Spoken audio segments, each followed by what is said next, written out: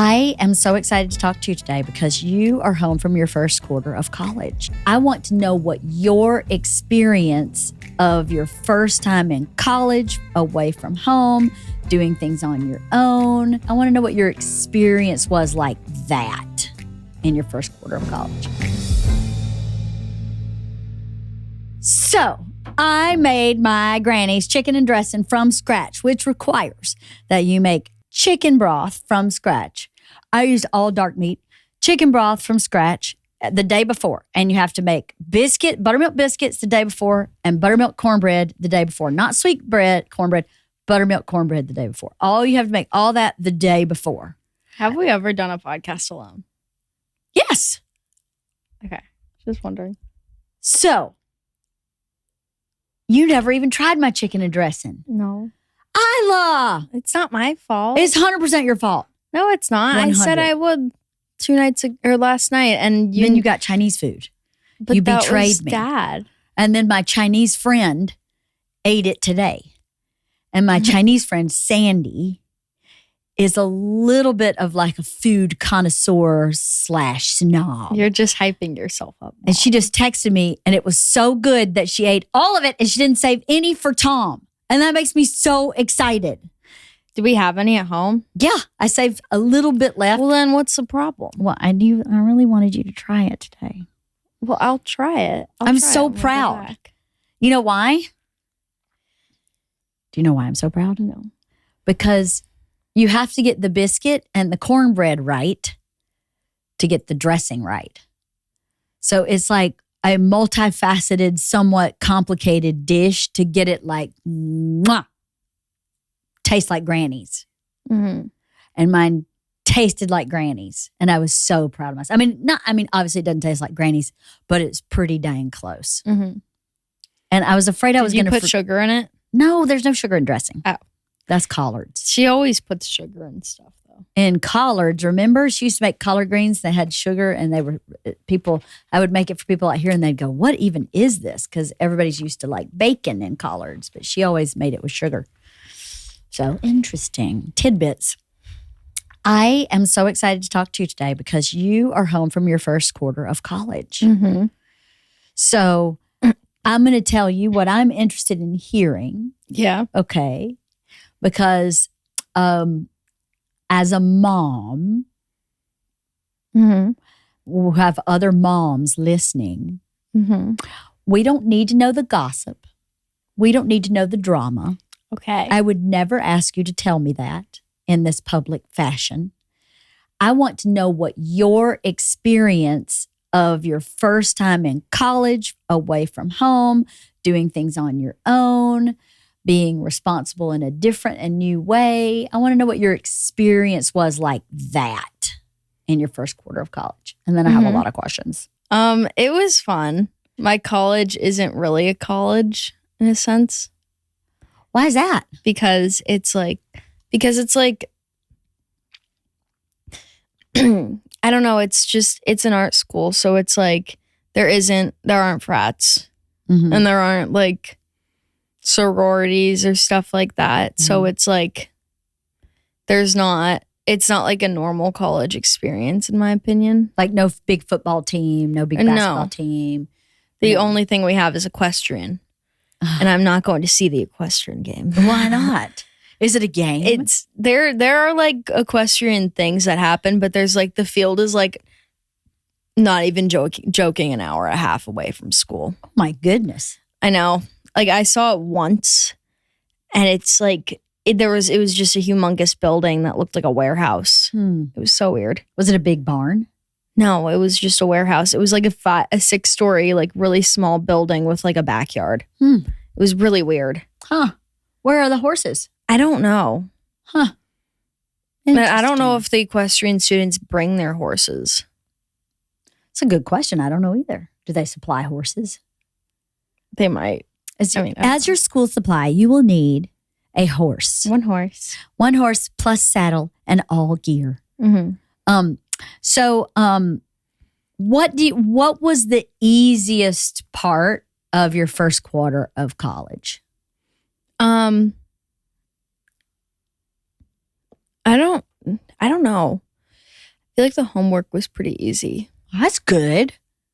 But like, I also feel like getting things was easy. Getting things Like I thought like going, because I had tonsillitis, I thought like going to like urgent care and like the pharmacy would be really hard to do, but it was really easy. Why do you think was it like how it was located on campus, or was it that you just were better at managing those things than you expected? It was more just like it was more like the urgent care had like a student program. So they were like, and all of the people in there were students that were sick, and everyone got sick at the same time. So I like knew a few people in there. So it was like, there's your frat. No. But like, it was just like easier than I thought. Like the person at the desk was super like friendly, and like they just like gave me, they kind of told me what I needed instead of me just like taking it out and showing them. Right. And they were super patient. And then like after I got the urgent care stuff, like I just went to the pharmacy, and the pharmacy was like a 3-minute walk away. So, and it was Kroger. Oh, Kroger. So it was like not that bad. And that's good. But the getting home was bad. But why was getting home bad? Because I was asking my roommate to pick me up. No, I didn't ask her to pick me up. I for some reason thought someone was going to pick me up, but then I didn't realize that I didn't ask anyone to pick me up. And then I was like, okay, I guess I'm just going to have to Uber home. And did you Uber home? Yeah. And so you figured all that out? Yeah. You did. And that process was easier than you thought? Yeah, and also like everything is so much cheaper. Like it's so much cheaper. Like we were buying, we were getting an Uber one night, and I was like, this is only $20. And they were like, what do you mean this is so expensive? Because all my roommates are from like back east. Yeah. And I was like, this is not expensive at all. They were like, what do you mean it's not expensive? I'm like, Ubers in LA are like $40 and up. Yeah. Like I think like the most expensive Uber I've seen here was like $100 and something. And then like the highest Uber there was just like $90. And I was like, this is crazy. Do you like the city your college is in? Yeah. You do?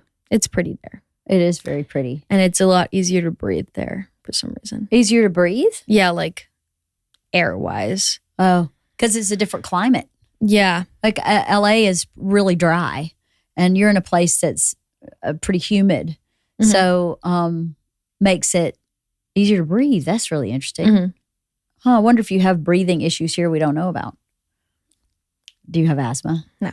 Do you have don't have asthma. Allergy-induced asthma? No. What in this first quarter of college surprised you about yourself? I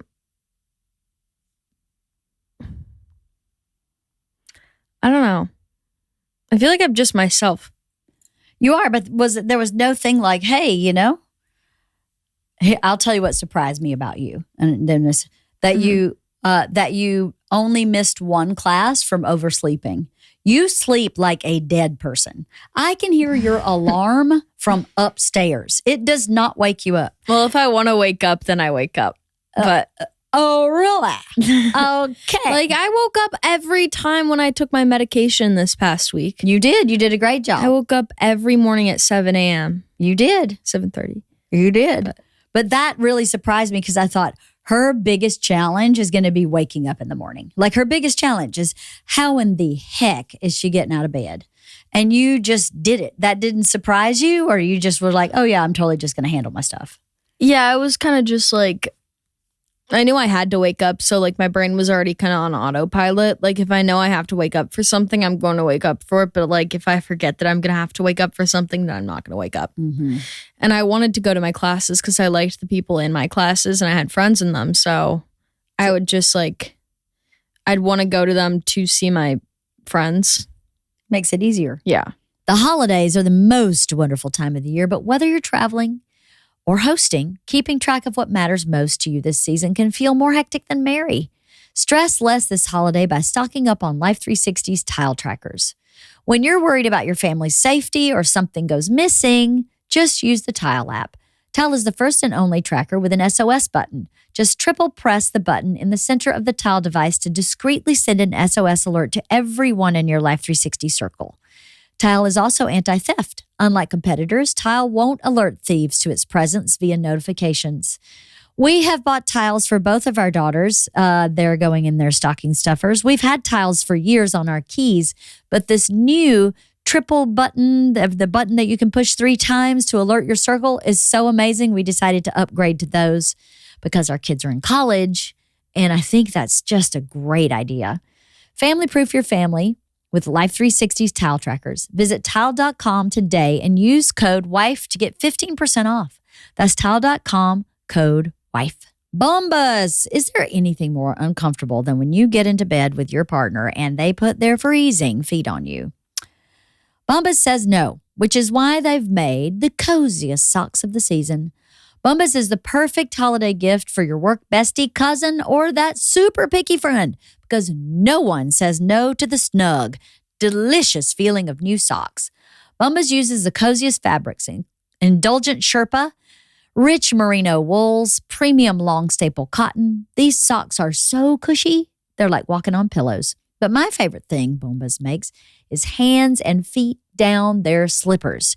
They're designed with marshmallow-like memory foam and are all wrapped up in Sherpa. And no matter what you get, your purchase creates a very real clothing donation for someone experiencing housing insecurity.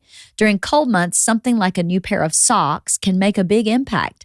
And thanks to Bombas, loyalists all over the world, they've donated over 140 million essential clothing items. They teach you in Girl Scouts, in order to keep warm, you have to have dry socks. And that doesn't mean you've been walking around in the rain. It means if your feet are a little sweaty, your socks are wet, and it's really hard to stay warm. So supporting a company like Bombas that donates socks to other people is a really great way to double your holiday giving. So, ready to feel good and do good? Head over to bombas.com/wife and use code WIFE for 20% off your first purchase. That's BOMBAS.com/wife. Code WIFE at checkout. So nothing about this, you didn't surprise yourself with anything? Like, I probably did, but like it wasn't big enough where I'm like, wow. I'm so cool. What about, I know you had a drawing class. Did you surprise yourself in the drawing class at all? Not necessarily either. I knew I was good at drawing. I've always been good at drawing. But it was just like, also there's like some people in that class are just like there's like this elitist mindset kind of. Oh, really? Yeah. What do you mean? And it's so weird. It's like using fancy words on the first day. Oh. Being like, the photographic value of this. And I'm like, no, it's a still life. It's fine. It's the first day where everyone's doing a still life without the ground, like without the table on it, where it's just a floating object. Mm-hmm. I was the only one that put the table in. Oh. I was the only one that did. And these chicks were just like, well, this is like uneven and this is uneven and this is uneven to everyone else's work. And I'm like, dude, you didn't even put the table in.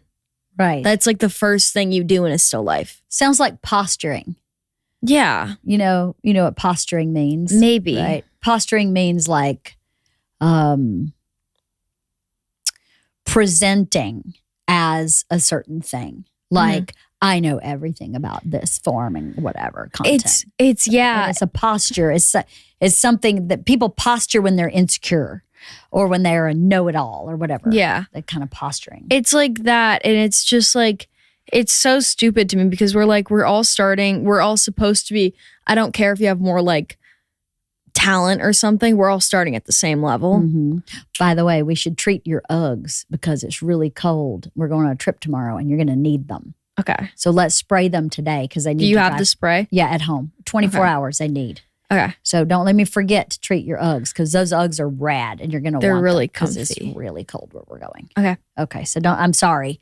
Sorry, okay. everybody. But mom's brain, spiders, mom's brain, spider web. Mm-hmm. Dad's brain, just like fly fish. Mom's spider web. He's like a complex fly fish. Your dad. He's like one of those really expensive ones where there's like so many wheels on it, you don't know where to go. But like there's that little thing on the end. So the thing on the end exists, but there's so many more wheels. That's really funny. That's probably true. And then you're just a spider web on the side of the boat. Yes. Just going, Frah. And what are you? I'm the fisher. You think you're a fly fisherman too? No, I don't know what I am. You're an octopus. Yes. Always an octopus. George is another spider web. George is a semi spider web. Yeah, that's actually scientifically, that's the way the difference between a male and a female brain. I think it's probably because as women we are made to have children. There is no scientific study where it says. Yeah, they do. Yeah, there is. There's a fly fish. No, I don't know about the fly fishing. The scientific study showed that men think more linearly, and so they tend to have one thought at a time. Whereas women think like a spider web. So I have like 2 or 3 or 4 or multiple focuses at one time. And it's probably because men, back in, when the beginning of men went out and hunted. So they had a singular focus. I'm going to kill a buffalo. That is all I am doing here. Everything I'm doing in this moment is about killing a buffalo. Yeah. Where a woman's like, well, I got to breastfeed a baby while I'm shucking corn, while I also got this in the oven, while I also probably need to watch for predators who want to take my baby, like all at the same time. Yeah. So when you break it down like that, it makes sense. So men's brains are more like fly fishing. They're like, let's just throw in a rod and reel all day long. Yeah. And at a same spot for one purpose, where we spiderweb. The same spot for one purpose. You know what I mean? I mean, it's not, neither one is better or worse. It just kind of helps you understand how your brain works. And that's why I just remembered in the middle of this podcast that we need to treat your Uggs. Yeah. For weather, sorry.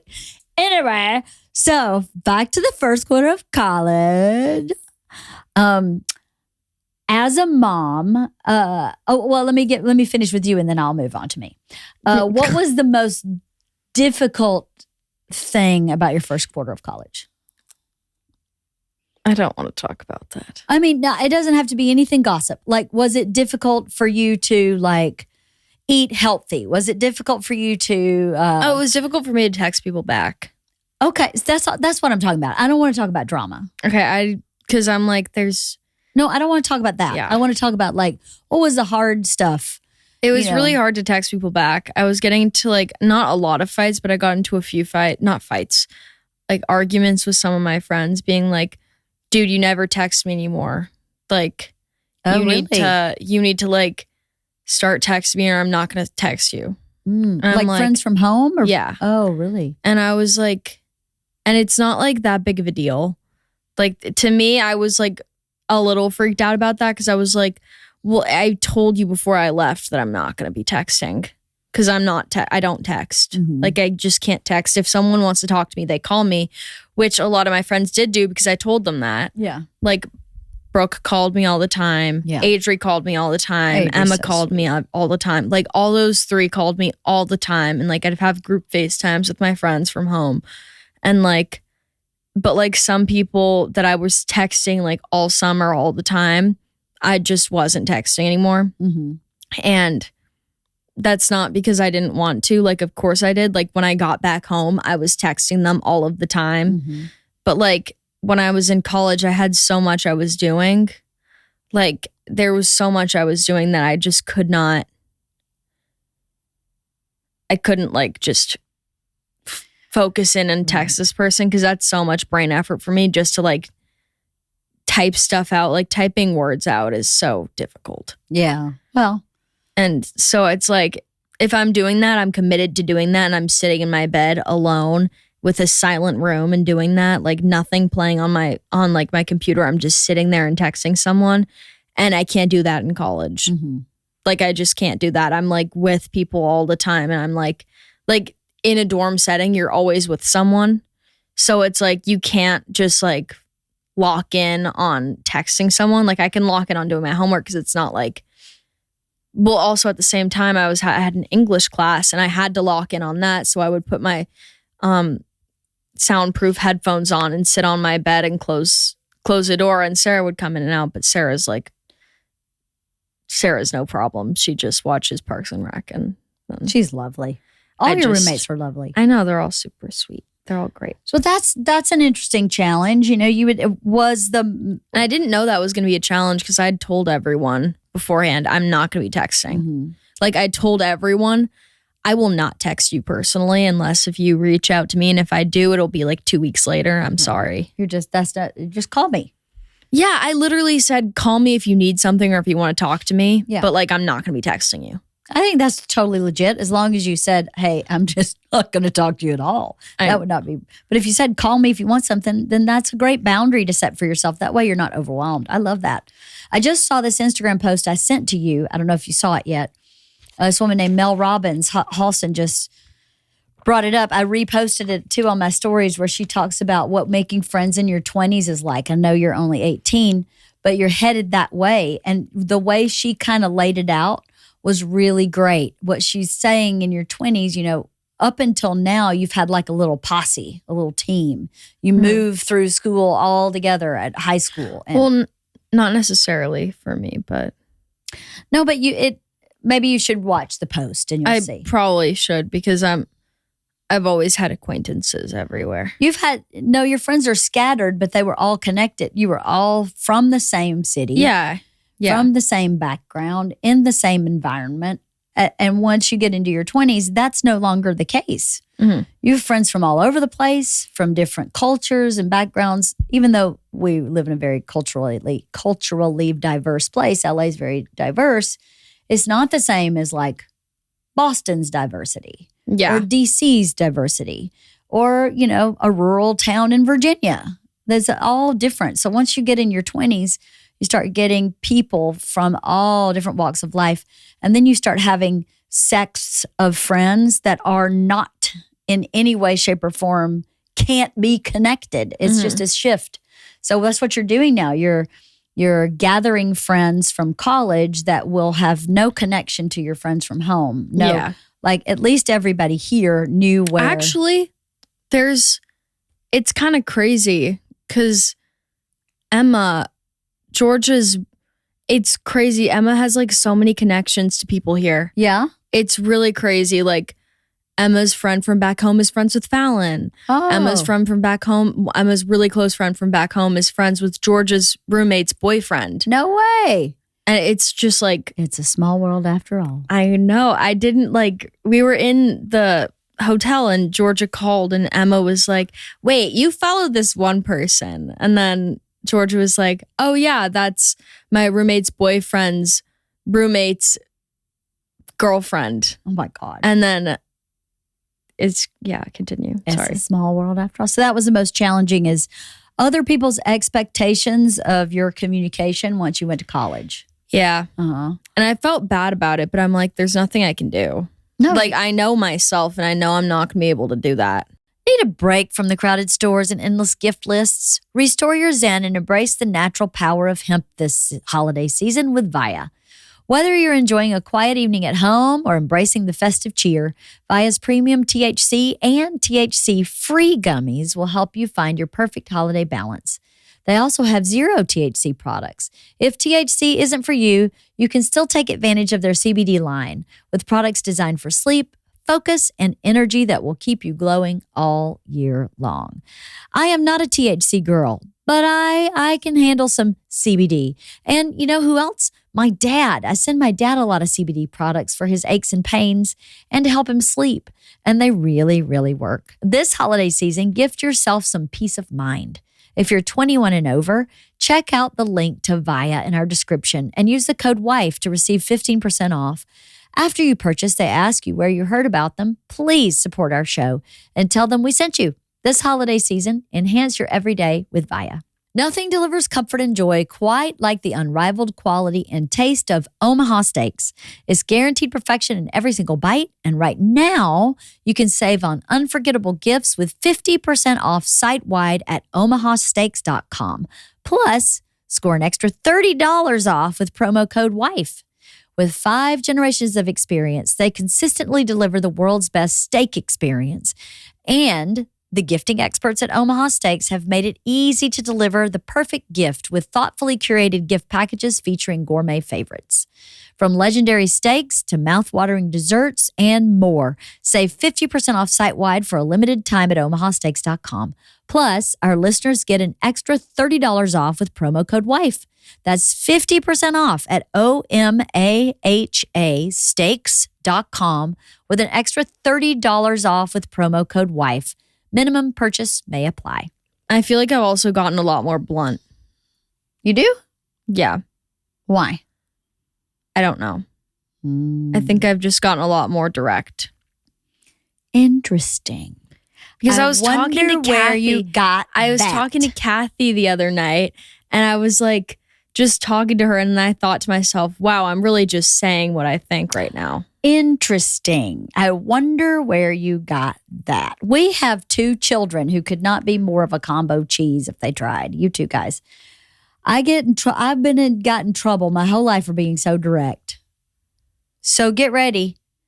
It's not always easy to be super direct. Sometimes it kind of It's not easy. I hate it. But I don't hate it. How else can you be? I don't know. I don't either. Here's what I'm learning in my 50s, and I'm just now learning this. I encourage you to start trying to learn this now because it would have saved me a lot Talk of trouble. softer. Talk softer, sure. Maybe put your passion in your back pocket. Okay, that's And not good. sometimes, for me, this is what I've been doing lately. When I have a strong reaction to something, sometimes I'll say, let me think about that for a minute. And it gives me the space to say what I mean in your head. to the other person, to say it and still mean exactly what I mean, but say it in a way that's not quite so obtuse. Do you know what I mean? Yeah. To take a minute and not have to just get it out of your mouth, because that's what I do. Like, oh, well, bleh. Always. And then sometimes I would go, I could have said that a little more graciously and had the same meaning, but added a little more grace. That takes a little bit of a pause. So if I were you, I would recommend practicing that because I haven't started learning that till now. Mm-hmm. Would have saved me a lot. Anyway, so back to you. How was the cafeteria? The cafeteria was fine. It was like they only made good food when company was coming. Like parent weekend or something? Yeah, not even. Oh, prospective student tour weeks? Yeah. Or whatever? Oh my God. It was so stupid because they had that entire week they had really good food. They had stir fry. Ooh. They had a stir fry station and this and that. But then the first 4 weeks there was everything was the exact same. Mm-hmm. One thing I noticed about being on your college campus, there is no fast food for miles. I know. No, for miles. There's one McDonald's. There is? Yeah. And it's the weirdest one. You can't walk in the store. You have to order it out a window. Oh, it's like a walk up. Yeah, but there's a store. Okay. There's a store with the windows are open. The windows are there with seats and everything that you just can't go in. That's weird. After 7 or 5 p.m., you can't go in. That's really weird. I know. Rules and regs, huh? Lots of rules around I know. that, There's so many police too. So many police officers in the city? Yes. Or at McDonald's? Everywhere. There's the college campus police, and then there's the actual police, and it's literally I have not seen one police officer here. And I've seen at home, you mean in LA? Yeah, I used to see 3 a day. At school? Yeah. And it was crazy because I also saw an undercover mission, but that's a different thing. What? I was walking with Hayes down a street, and then we were just walking and he was pointing something out and he was like, that looks like a drug deal. And I was like, oh, that doesn't look like a drug deal. It just looks like two men talking. That looks sketchy. And he was like, that looks like a drug deal. And then all these like undercover cops turn on their lights, go into there's the middle section with all the plants. They run over all the plants, like not even joking, like probably 8 undercover cops. And they go and circle the place. Wow. And we're like, we were just there. Wow. It was crazy. That is crazy. Yeah. That's really crazy. What's your favorite part of your college? What's your favorite thing? I like doing things on my own. Not doing things on my own, but just like being free to like roam around. All by yourself? Yeah, it makes me feel like I can just like be alone in my own time. If that makes sense. It does. Like, not like I have to be with someone here, but like it just is very like, it's not even that I'm like trying to be away from my like roommates or like my friends. It's just like I can do stuff like on my own. Like I can walk to my class on my own. I can walk back from my class on my own. And I feel like the college town like is like very comfortable. It's a very walkable. Yeah. I think that's where we live in Los Angeles is not very walkable. So if you want to go to like anywhere, you have to get a ride. Yeah. I think that's what I'm hearing you say is you have a lot of independence there simply because you can walk a lot of places. Whereas here you can't really walk. I mean, you could, but no, we're in a neighborhood. Our old house, you would have probably felt a little more freedom because you could walk to Starbucks, you could walk to restaurants. I mean, I can walk to the mall here, but you can't walk to the mall is so small. The mall is small. This mall is small. It is. It is a small mall. Speaking of, we need to go Christmas shopping. Yes, we do. Okay. What do you think it was like for your dad?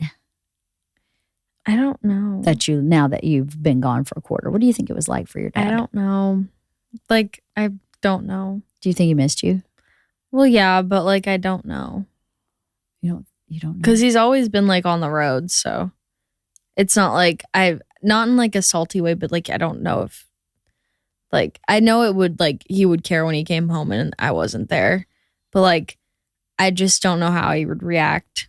Because like I know how he would react to Georgia, but he also reacts to Georgia very differently than he does to me. He does, right? So I don't know. What do you think about your mom? I think you were lonely. You do? Being all alone in the house. You do? I missed you a lot. I know. You do? Yeah, because you kept sending me pictures of Frankie and FaceTiming me to show me Frankie. Yeah. Which that is a whole other deal. I got a fight on camera. A cat fight? With you? Like, no. With Shirley. Like, almost. It almost turned into a cat fight. No. Because Georgia left the door open to both of the rooms. And then Frankie was eating from her food box. Or her food thing. And Shirley walked up behind her and started sniffing her. Oh, goodness. And then Frankie realized, hissed at her, and then Shirley ran to the doorway of my bathroom, and Frankie started slowly walking up to her with her head down, like she was about to attack her. And then Shirley like backed up and ran under the bed. Oh, Cheryl the girl. And then Frankie was stalking her for the next like 20 minutes. It was crazy. Oh my gosh. They need to Someone stop got shanked. Beef. Someone almost got shanked. They need to stop bathroom. having beef. Oh, Frankie just needs to get over it. She needs to stop being so direct. Mom. That's not nice. So did you miss your mom? Yeah. I had like the first like 2 weeks I had stress dreams about Frankie though. You did? Yeah, I had like a lot of dreams about Frankie dying. Aw. And me like not being able to save her. Like, do you think that was about leaving, or do you think that was because Gus died while we were on the road? No, I think it was just about me being sad. I was separated Just from Frankie. Separation anxiety. Yeah, because I slept with her every night. You did? Unless if I was like not at home, but I'd sleep with her every night when I was at home. So Casey, your roommate, has a cat. Did her cat ever sleep with you? No, but that cat like loves Sarah. Yes, I think Casey's really upset about it too. Oh yeah? Yeah. Well, I know she's really upset about it because she's vocalized that to everyone in the dorm. It's her cat, but her cat, but it literally every time I see the cat, it's on Sarah's bed or on Sarah. Like Sarah's somewhere in the house and the cat is on her. Like she's on the couch or like on her bed, and like Lily is like on top of her. Aww. And that cat loves Sarah, but Casey, it sleeps with Sarah. It sleeps with Sarah. Yeah. Let's be honest. I was about to say it sleeps with Casey, but she does not sleep with Casey. She sleeps with Sarah. So in your first quarter of college, did you find things to do outside of class that were fun? Not really. No? I mean, yes, but no. It would more just be like going to the beach or like going to like hang out on campus or like voting. Voting? But like on the weekends, like we had stuff to do. How did voting go? Voting was really fun. I was really nervous. And then the lady like I came up to, she was like, nah, you're going to be fine. And I was like, okay. And then and then I got the thingy and I put the thingy in the thing and then it was fine. It was fine. But like, I don't know. I feel like politics have become such a weird thing. You are correct. Politics has become very It's weird. like, it's so weird because like some people get really, really, like not that you shouldn't be upset if like you, like if you don't feel like your party was given the right like positions or the stance. Because I know a lot of people that were like really upset about like really, really upset that like Kamala Harris didn't win. But I also like know a lot of people that voted for Trump at my college. But it's also just like, I don't really, I mean, of course I won't talk to you about politics, but like, I don't care. Right. Like, I really don't care. Like, if you're like a good person and if I talk to you and you're like one of my really close friends didn't vote for the same person as I did. Mm-hmm. And I was like, I don't care. Like she's still my really close friend at my college. Mm-hmm. Like I'm still really close with her, but like, I don't care. Yeah. And I'm also not going to be talking to Paul about politics with her. And if I do, then it'll be like an open conversation because I'm not going to be like, I just think it's so weird sometimes. It does get a little weird. It gets kind of culty. And I mean, I get why it would get culty because it is like about our country that we do live in and that everyone does participate in. So I understand why it would get culty, but it's just like. Well, politics should never be culty. I think politics, what's unfortunate about the state we're in now is that, listen, I voted for Kamala Harris. I'm happy to say so. That's who I voted for. I take a lot of issue with Mr. Trump's ethics. And I think that we should have someone in the Oval Office who has the best ethics. I think obviously I'm concerned with policy, obviously, but his ethics are just terrible. So, and based on fact, not based on opinion. I mean, things we hear him say out of his mouth factually are just terrible ethics. And then investigations people think are biased or not biased. There's got to be a time when you believe in your government. Yeah. There has to be a time when you believe in it. And I believe in democracy and I believe in voting and I believe that the people of this country voted and we have a clear winner. It's not the person I wanted to win. It makes me feel very nervous about a lot of things. I know. I was feeling really, really nervous the day after about because he doesn't have to register as a sex offender. Like I researched this. He doesn't have to register as one, but he is a legal sexual predator, I think is what it's called. Really? Yeah, that's like the legal term for it, I think. I read like a thing on I think like some news station about this where he's like he doesn't have to legally say he's a sex offender because he's so public. What? But I don't know. It was like a weird news thing, but it was like I was talking to my roommates about it and they were like, yeah, it freaks me out because it gives like some people, I guess, like not okay to like do bad things, but like if the president can do it, then like it would be better. It's this question of and ethics. it's like, and I'm sure Kamala Harris' ethics aren't impeccable. no, I mean, like she's not like I really do like her. I think she's a good person, but it's like I don't know if she was the best candidate. Like, I wasn't Bernie Sanders or something supposed to run. I don't know. He's pretty old. I don't know. I don't know anything about politics. I just know what I believe. Well, politics is hard. I think in the state of the country that we're in right now, I think listen, if you take who the candidate is away, because we'll have a different one every 4 years, in my opinion, it's your civic duty to do your very best to support your government. Yeah. And that starts with your local government. So if you're going to have a voice, your voice is heard, I think, most at your local level. So to not vote on your local Superior Court judges, your local, even your commissioners, your councilmen, your city council, you should vote at your local level. Everything is built from where you are. Yeah. So I don't know. Also, it's hard to talk about because you're a little bit damned if you do and damned if you don't in this environment, right? If you say, well, I voted for Kamala, but I support Trump, which I am not saying, but if a person were to say that, you're just annihilated. When what I would want to say is, I didn't vote for Trump. He makes me extremely nervous. And at the same time, I am very patriotic and I believe in the democracy and I will support the system. I am here to support the system.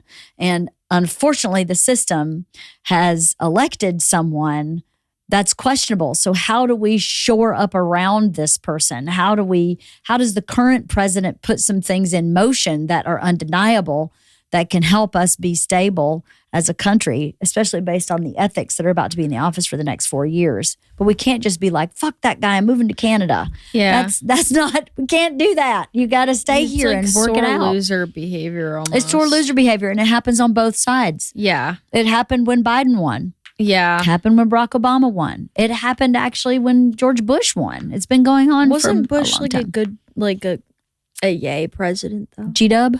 Yeah.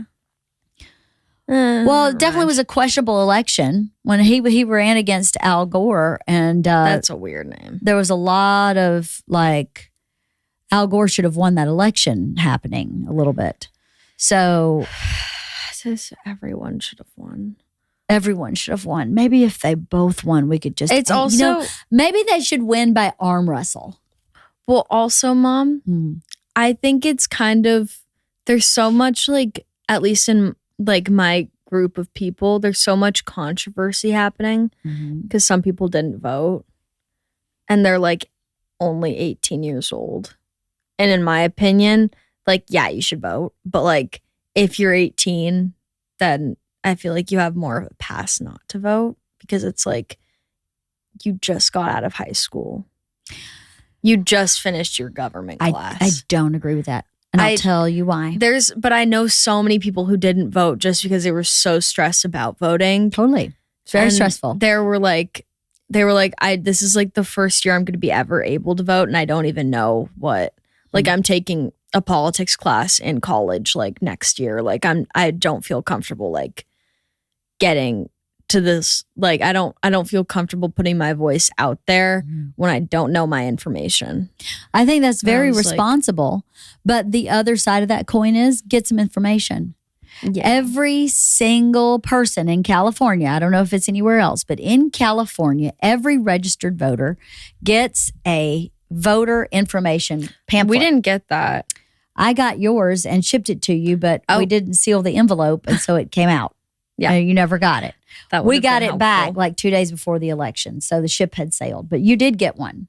Yeah. And I did try to ship it to you. But in that pamphlet, it kind of tells you what's going on your ballot, and it will give you a pro and a con of each thing, especially if you're voting on a measure or or something to enact as like a new rule. So it's like an unbiased thing? It's like, here's what's happening. Here's Is it the unbiased? pro, here's the con. It gives you both. Is it unbiased? It's supposed to be unbiased. Okay. Well, it's supposed to be kind of fact-based. Like, for instance, if Which is unbiased. If fact is a fact. Yeah. So, and then usually you can then go to the internet and go a little bit deeper. There are lots of websites you can go on and check a candidate's position or their track record. Like if someone is trying to be a superior court judge in your local government, there should be a website. There is in California, there's a website where you can go on and say, okay, who is this person? What have they done as a prosecutor or whatever their job was? What is their position politically? What is their track record? So you can do your homework. Now, listen, that takes a lot of work. Mm-hmm. It takes a lot, and a lot more than most 18-year-olds are interested in or want to do. But unfortunately, that's kind of what you have to do.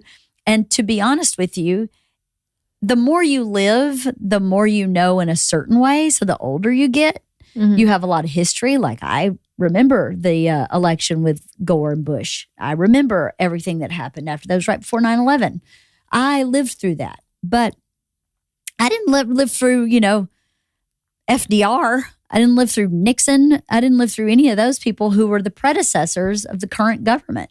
So sometimes you just got to roll your sleeves up and do a little bit of homework, especially if it's something as important as a presidential election. Yeah. You just have to. And that's part of being a civic-minded member of the community. In my opinion, this is my opinion. I'm sure someone else will have some other opinion. I feel like there's also this thing where it's like, if I don't vote, then it's not on me. It's on all of us. You know what I mean? Well, I don't have like responsibility. Then you can't complain. But I'm not arguing against. I'm just saying I feel like that's another mindset as like a statement. I feel like that's just another mindset. Like if you like the people that don't vote is like, I don't have any like weight on me. Saying like I voted for this, but it didn't go through. Like I don't have any shame in thinking that. Like I didn't vote, Well, there's lots. People have lots of problems. I had a person of color say to me, they don't vote because the government doesn't do anything for them. And I thought, I'm not a person of color. I can't possibly relate to that. But I find it hard to believe the government does nothing. I mean, not that the government is perfect or that the government is not flawed. Of course, the government is flawed. But the statement, they don't do anything for me, I found to be mostly inaccurate. I mean, my argument was, if you have a fire, do you just get your hose out and put your fire out, or do you call the fire department? That is a government employee. That's a government employee. I call the fire department. You call the fire department. It doesn't matter what color you are. It doesn't matter your ethnic background. There are parts of the government that are here for everybody, and some of it is very flawed. But to not vote because you feel like the government doesn't do anything for you is not the perspective. Well, they never will because you don't have a voice to speak up.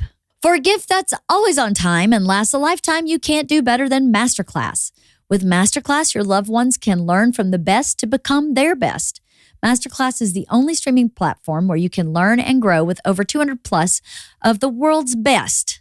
That's why Wirecutter calls it an invaluable gift. Gift unlimited learning. Learn from any Masterclass instructor anywhere on a smartphone, computer, smart TV, or even in audio mode. Plus, there's no risk. Every new membership comes with a 30-day money-back guarantee.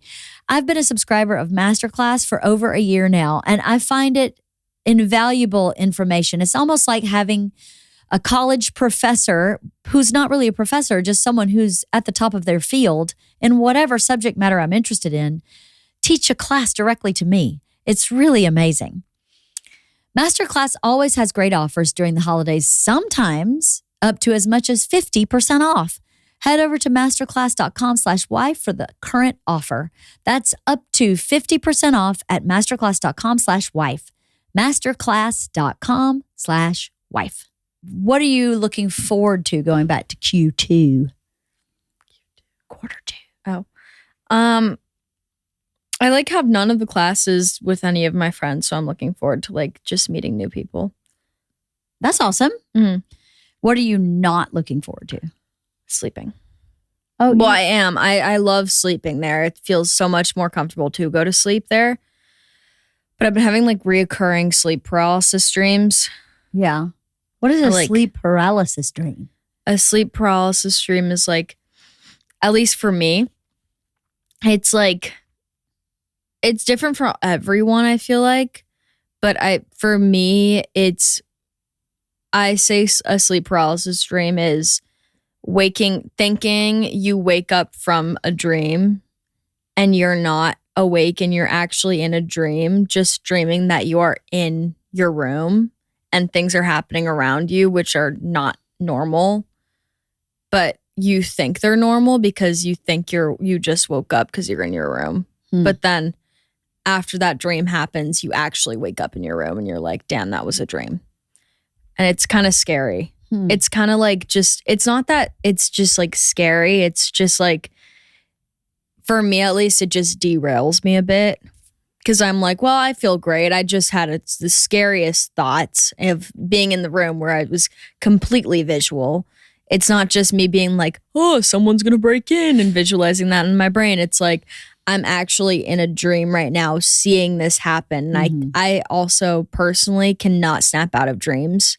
Like if something happens in a dream and I get really freaked out, I can't snap out of it. Or if something happens in sleep paralysis, I can't snap out of it. Interesting.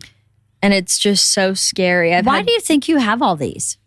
Do you think it's stress? Do you think it's anxiety? I don't know. Do you think you have a chemical imbalance? I don't know. Do you But- think there are ghosts in your room? I actually, maybe. I don't know though. I don't know. Cause I was talking to Casey about this and she was like, you should get like checked out by someone because like you're having these every night. Like this isn't normal. Like people usually don't remember their dreams or like just have like normal dreams, but you're having sleep paralysis after you get nightmares every night. And this isn't normal. I wonder what kind of doctor do you see for nightmares? I don't know. That's it. I'm like, I don't need that because I've always had nightmares. Like I always have had nightmares. Maybe you're just crazy. Stop. Don't say that, Mom. Don't say that. You're not crazy. You know you're not crazy. Don't say that. You're the least crazy. Well, maybe I know, not the but least crazy. Nick but- does this thing where he tells me to wake up just randomly or says nightmare randomly. And I'm like, what are you doing to me? And he's like, I'm trying to freak you out. Oh, is he trying to make you think you're asleep when you're Yes, really awake? and That's it's- not cool, Nick. I know. It's so mean. Turkey. It's so mean. Not nice. And I get so mad at him because I'm like, dude, stop. What's he doing? What's wrong with that guy? Evil egg. So are you going to miss me when you go back? So what did you... Okay, here's the thing, right? Mm-hmm. All you people out there listening. When you leave, Mm-hmm. you're having a wonderful experience. And when you leave, your parents are having a different experience. Maybe good, maybe bad, maybe indifferent. But they're still having an experience at the same time. Such an interesting transitional moment to have your children leave. Because I've spent 20 years with you and your sister being my all-day, everyday focus, right? Mm-hmm. And all of a sudden to have you both gone, it's a big transition.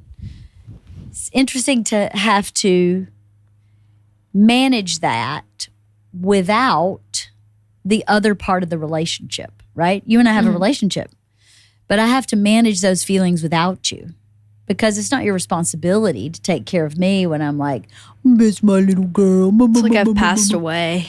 It's not like you've passed away, but you need to be taking care of you.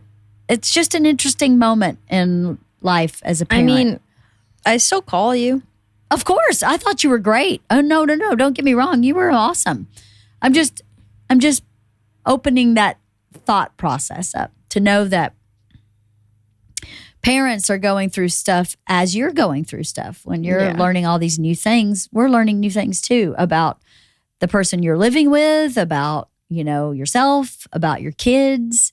It's such an intense moment. I think you are dealing with you, but I'm dealing with you and your dad and me and the animals. Well, you shouldn't have to. Dad should be dealing with Dad. Do you think dad ever deals with that? No, but like he should be dealing with that. Well, no, he deals with himself. But I mean, like my relationship with dad is different in that when you guys are home, I don't wake up. When you're not home, I don't wake up on Sunday and like make biscuits. I don't wake up and wait for someone to wake up to see what they want to do. I just do. And then, you know what I mean? So a shift as simple as that is pretty interesting. It's a lot of it's really cool. I loved this week when you were here for Thanksgiving and your sister's home. The four of us are together playing games and watching movies. It's so much fun. And when you leave, it's. And now I'm all alone. Excuse me. Pardon me. Am I chopped liver? No, you're not chopped liver, but I have no one. What? You have not been alone. I have. I am so sorry. I've been dead last week. I was dead last week. You almost died, yes. And then this week, I had everything. And now it's nothing. It's nothing. Everything meaning your sister. And now all my friends came home. And all your friends came home too. They're all gone. And then it's just to be alone. Mom, stinky butt mom. No, it's not stinky butt mom, but you're not home. You go to the office all the time. I know. It is a weird transition. That must be really weird. And I'm at home just playing Dress to Impress. What? It's Dress to Impress. It's a Roblox game. Oh. But I just sit at home and I just like rot all day. You just rot? That was all of the first week I was home. Baby, you were sick. I know, but it feels like I'm still sick. You were sick as a dog. You were really sick. I know. Really, really, really sick. So there's, you know what? When you're sick and you're sick for a long time, like you were sick, it does make you feel like, what have I done? Like I've just been useless. I've been a lump. I think this is great because this week we're taking a little trip. We're going somewhere cold. It's for work. You'll have to work a little bit. You'll play a little bit. It'll get you out of this environment. Play. You come back. We have a weekend and then just one more week and your sister's home. And more friends will start coming home when we're back from this trip. It's going to be awesome. I know. And you've never been to this city before. I know. It's going to be great. I know. So, I would want to know, your friend Jordan, who's a senior in high school. Yeah. What's your advice to her about her senior year in high school now that you are a freshman in college? Well, realistically or theoretically? Either one. Realistically, she has all her college apps done, so I feel like she's good. Gotcha. And she's like a really well-rounded person, so I also feel like she's good. Okay. But theoretically, if she wasn't any of that, then like just get your college apps done quick. Because like I remember the last like 3 months of school, everyone was like, also like all the UCs came out like the same day and like all the I'd like Ivy League schools and there would just be girls like crying in the bathroom and I'd be like, oh my God, I can't even pee. Like, and it was just like crazy. And like, if you just get your college apps done soon, then like you're done. Yeah. You just have to worry about like, you actually just don't have to worry. Right. You just have to worry about you getting accepted. You don't have to figure out like all of your like everything because there was so much you had to do for college apps. So you don't have to worry about all that stuff. You can just get done with your senior year. And then when you go to college, if I were you, I'd just like be open-minded to growing up. I love that. Because like there have been like some people from high school where I'm like, you haven't really grown up that much. Where they're like, not in like a book like what is it, cover of a book way? Don't judge a book by its cover? Yeah, not like in that way where it's like immediately what I see, but it's like just like seeing the way they like act or stuff like that where I'm like, well, you just didn't grow up. But then there's other people where I'm like, okay, so you actually like took hold of like, hey, I'm actually going to need to like become like a person and not just like a kid that does their homework. Right. Like I'm going to have to like build a social life and like get along with my roommate and like do things to make life easier for me and the person I'm living with. Like there's and like actually be like a well-rounded, matured person. There's some people that I'm like, wow, you just didn't really do that well. They didn't get the memo. Yeah. It's interesting, isn't it? Mm-hmm. You know what? It's like, it could be their fault, but it sometimes isn't their fault. Mm-hmm. Like I've heard stories from my friends where it's like, yeah, that person couldn't have, like from what the cards they've been given, they couldn't have like grown up that quick. But it's also like, sometimes you just like, it's completely in your wheelhouse and you're blind to it, or you just like blatantly decide not to. Mm-hmm. I'm like, damn. And sometimes it's about where you go. I think picking the right place, really being honest with who you are and what you want and how you want to experience this growing up that you're talking about is very, very important. It's to me, it's the most important is like the environment that you learn in, right? Mm-hmm. Because it's also like where you are. Like if you're at home, then there's no need for you to grow up. Well, that's true. Like if you're just commuting, mm-hmm. then there's like no need for you to change because you're not changing. You're changing what you're doing in school, but there's no need to like change like your life because there's like not that big of change as like living with people or not being with your parents every day. Right. Like in college, you have to get your own groceries. Yeah. You don't have to do that if you're at home. Very true. And it's a very different experience getting your own groceries at college than it is getting your own groceries at home. Very true. And I think the thing to realize for people is it's okay if you're at home and you're not. This is the time in life where not everybody grows at the same pace. I think back to what I was saying before, if you're in the same city with all of these people, going to the same school with all these people, you sort of grow at a similar pace, right? Mm-hmm. May not be the same. Some people may be faster than others in certain ways, but you all kind of grow at a similar pace. But once you get into this part of life, you have people in big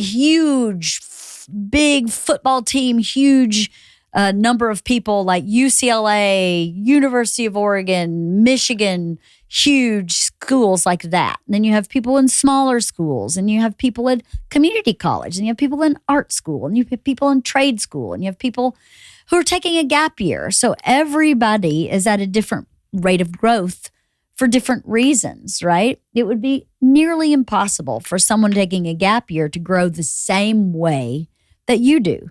Yeah. They would grow differently in some places and that you don't have the opportunity to grow. Mm-hmm. So you have to allow for everyone to be where they are, and also allow, part of what this post said that I sent you from Mel Robbins is you allow that you haven't seen. You have to watch it.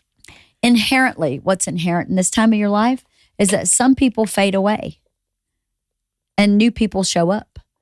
And your whole 20s kind of become that. People fade, people show up. You know, you hear of people who've known each other since elementary school and they're 80 and they're still friends. That's amazing. And unusual. And it's very unusual. So if you know that your 20s is really about people coming and going and fading in and out, then you can let them fade in and out. And you can fade in and out a little easier if you know that's what it's supposed to be about. Right? Yeah. Mm-hmm. Well, all I'll say to you, my friend, is that I could not be more proud of how you handled your first quarter. Thanks, Mom. Exceeded. I expected you to be fine. I knew that you would love it because you're such an art-focused brain, and you always have been, that an art school made the most sense to me. You've never had problem getting along with people. You've always been an easy person to get along with, except for your mother. But everybody else, Mom, you're super easy to get along with. So I wasn't concerned about you finding friends, making friends, keeping friends. Was never concerned about that. the places I was concerned was the getting up for class, which I was super impressed with. And to be honest with you, keeping up with your assignments. Sometimes in high school, I think you would fall behind. But I think just having 7 different classes. I think I only had one missing assignment. It's amazing. I think and that was because I stayed up too late one night and working on another assignment and forgot that assignment was due at 12. Well, when you got tonsillitis and you handled it all yourself, I thought to myself, I don't need to worry about her again for anything. That I'm good because you had already shown me how great you were at getting yourself to class, at turning in your assignments, at all those stupid things that I was worried about. That's the only. Your dad actually said to me, I'll be shocked if she makes it to class every day. She's going to sleep through her alarm. I mean, all we've experienced of you is sleeping through a screaming goat alarm or Sharknado. Well, the thing is, someone wakes me up too. But because everyone hates my alarm so much that they just wake me up. That they wake you up? Yeah. So you set it up so you got a little built-in fail-safe. Yes. But anyway, I've been really impressed with how you did your first quarter. I'm so proud. I'm so proud of you, and I'm so proud for you because you should be. I know you're probably not going to say you're proud of yourself, but you should be really proud of yourself. Thanks, Mom. I think you did an amazing job. Thanks. I can't wait to see where life takes you. It's going to be an interesting journey. And heaven help whoever marries you because they better be ready to wait on you hand and foot. Witnessing you home after this and having your dad and I wait on you literally hand and foot has been like hysterical. Hysterical. Were you going to say and also awful? No, I wasn't going to say also awful. It's just hysterical because I've never waited on you like that. I never. What do you mean? Like in your life when you lived here? Yes, you did, Mom. I did not. You'd be like, can you make me some water? And I'd go make it yourself. And then you keep asking, can you just give me a blanket? I do that. I've always done that. But I say no. But now that you've been gone, I've been saying yes. I know. It's reinforcing. Because I missed you. It's reinforcing my good behaviors. Your principesa? Yes. I'm not really like that. I'm only like that with Hayes, and he does it, so I'm fine with that. But and your dad, yeah. How creepy was it that your dad pulled his chair right up next to your chair yesterday and then spitting on me? He was spitting on you. He started. Why were you spitting on each other? I don't know. It was disgusting. I think. Oh, I know. It was because we were trying to put the Normatec boots away, and he told me, no, he's not going to do it because I use them. And I said, well, you got them out for me to use them, so it's your decision to let me use them, so you have to put them back. And then he said no and spit on me, and then I started spitting on him, and then he has such a bigger mouth than mine and so much more saliva that it was everywhere on me, and I could not spit. I spit twice at him. He spit probably 8 times on me. It was gross. It was. I was grossed out and my pants were soaked. And it was so mean. So gross. Well, I love you, Isla. Love you. And thank you for telling me about your first quarter. No problem. I love you. Love you.